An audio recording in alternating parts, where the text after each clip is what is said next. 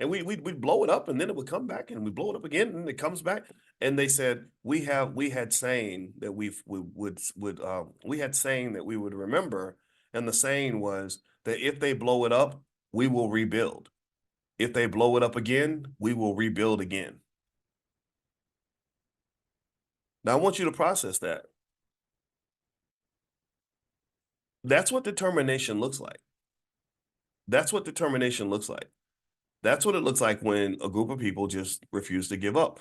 And people that think that way, it's very hard to exert supremacy over a group of people who thinks like that. And I want you to ask yourself, I want you to look around your community, and I want to ask you, is that the predominant mindset of the Black community?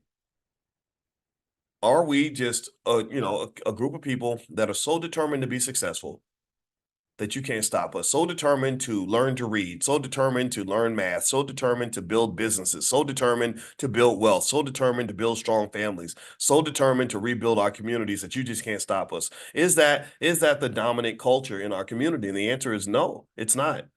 Some of you are built like that. And those of you that are built like that, I'm here to encourage you. I'm talking to you. I'm not going to pretend like the majority of Black people are going to relate to any of this conversation. I'm just not. I don't entertain discussions where there are people who get upset because I don't sit around and whine and cry and make excuses and say that, oh yeah, white people, we need to get them on board because we need our allies. I don't believe we have any allies. I don't believe those. I don't trust the allies. Or if I do, so it's like, yeah, I'll kind of wait for you I'll wait with you for the bus to arrive, but I'm gonna start walking anyway. And if the bus arrives, that's great. We'll get there faster. I'll be happy to take the ride on the bus. Right. So if there was a wealthy white person who came along and said, hey, I want to support what you're doing, no strings attached, so you can get to your destination closer, sure, I would consider that. But I'm not gonna be in a position. I'm not allowed. Definitely the rules of manhood do not allow me to sit here and somehow believe that my success or my failure is contingent upon whether or not you come and save me. I am not a child. I'm not a senior citizen. I am not disabled. I'm in none of those categories. So as an able-bodied Black man, there's nothing in my code of conduct that tells me that my success needs to be contingent on whether or not the other team decides to give me points. No, I'm like the Philadelphia Eagles. We're gonna do a brotherly shove, and we're gonna push you back into the end zone because those points belong to us. We understand that every time we get the ball, you're gonna try to take it. In fact, you're gonna play harder. You're gonna try harder to stop me because you know that I'm effective. You're gonna try. Remember, you're talking to a guy. Do you know? Do you know Do you know? Okay, right now I've like all these followers on social media and stuff, right? And I appreciate all of y'all. Thank you. Except for even the trolls. The trolls, if you get too loud, I have to ban you because I don't want I don't argue with stupid people. Do you know that I've lost over 1.1 million followers just because they just took my page down? Do you know that? Facebook, I literally lost well, actually, it's more than that. But one time I had a Facebook page that had 600,000 followers, and I'd spent a lot of time putting content up, and it was growing and building and everything. And then I put up a Malcolm X quote where they decided that that was racist, and they took the page down. And it was a very powerful page. The rapper Young Ma, she became viral on that page, and that's where she got discovered. That's how she got her first record deal. She became the biggest rapper in New York for a while. And this is not me just saying this like this. She said this in interviews several times because she thought that I was criticizing her when I said, "Why do our young people feel the need to rap about murdering each other?"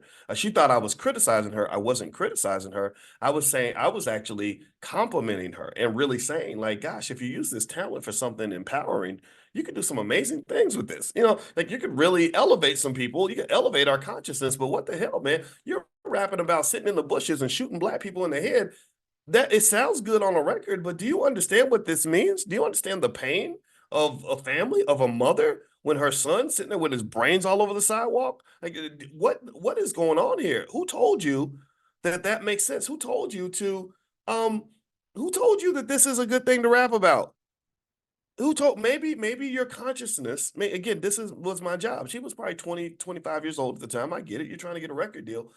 But I'm older and I'm thinking, do you understand from a spiritual standpoint, from a vibrational frequency standpoint, just how what you're doing to yourself and to others around you when you are putting that kind of energy into the universe, when you are literally rapping about black genocide as if that is a good thing? And white people are not the ones doing this. They're paying for it though. They're believe me, they're dirt. You know, the hand of the racist is always in there somewhere, right? So we can always make that connection. But those words are coming out of your mouth, and I understand you're doing it because you think that that's what you need to do in order to get a record deal. But I'm just here to tell you, like, you're so talented. Why don't you rap about something else? You know, like this ain't it. So that's what my point was, and so I guess she took it as an insult. But the video went viral because she was so talented. Next thing you know, she had a massive record deal, and she ended up taking off and all that. So and I was happy for her. I was like, yeah, there's no problem. Like, I don't hate you, but she took it personally. I get it. But anyway, so they took that page down, and then I had an Instagram page. And my Instagram page had like 500,000 people on it. It was popping, lots of engagement, lots of people are on it. And for whatever reason, one day I just get this message saying you are now officially banned from Facebook. They didn't explain why. They didn't send me any warning. They didn't send me any like appeal process. Every time I tried to hit the appeal button, it would go to a dead page.